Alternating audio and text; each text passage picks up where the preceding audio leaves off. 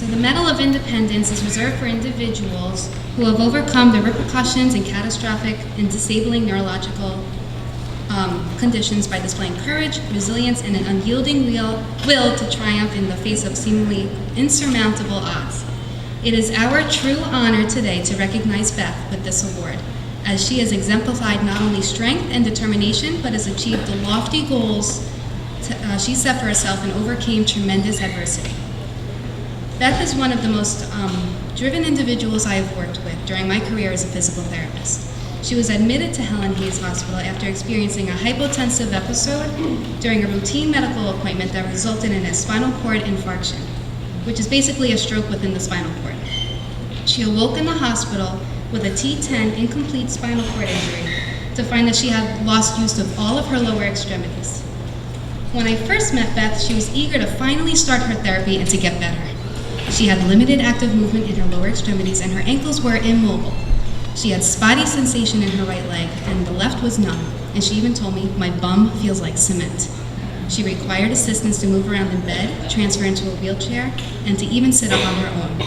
I could tell she was nervous moving around in her new body. One of the first tasks I asked her to do was to touch the floor from a seated position. She stared at me and told me I was crazy, but that she tried. After reassuring that I wouldn't let go of her, she touched the ground and came back to the seated position, saying, "Can I do it again?" That was just the first example of Beth's determination to perform the unthinkable and to overcome the barriers in her new way to independence. Many of our sessions followed that same theme. I would propose an activity, Beth would call me crazy, and then she would work incredibly hard until she completed the task. Beth's 7 weeks at Helen Hayes challenged her in more ways than just physically.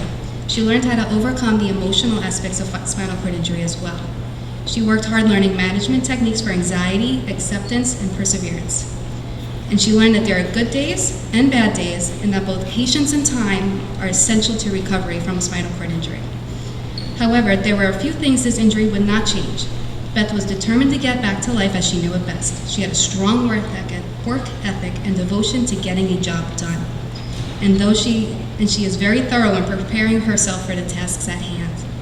Her goal was to walk and to stand at a counter so that she could prepare her meals, since she was going home to live independently. Beth informed me early on that she was going back to a home that was far from wheelchair accessible.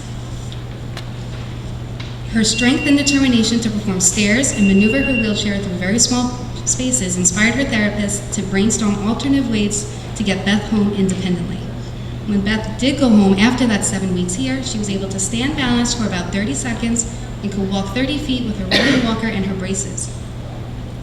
Beth was a motivation to other patients on the unit and left a lasting mark on the therapist that had the opportunity to work with her.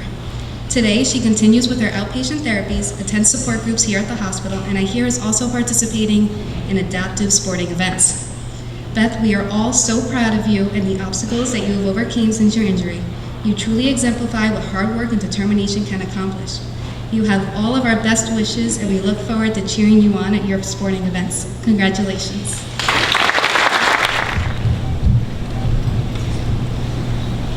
I was more than blessed to be able to be a patient here at Helen Hayes. It truly exemplifies, the staff here truly exemplifies the best, the absolute best in physical and occupational therapy. To a person, everyone works their hardest to get the most out of every patient. The therapists, the nurses, the physicians, they are unbelievably the best. I could not be where I am today were it not for every single person in this building and my family and friends. The support that I had then and have now is the best.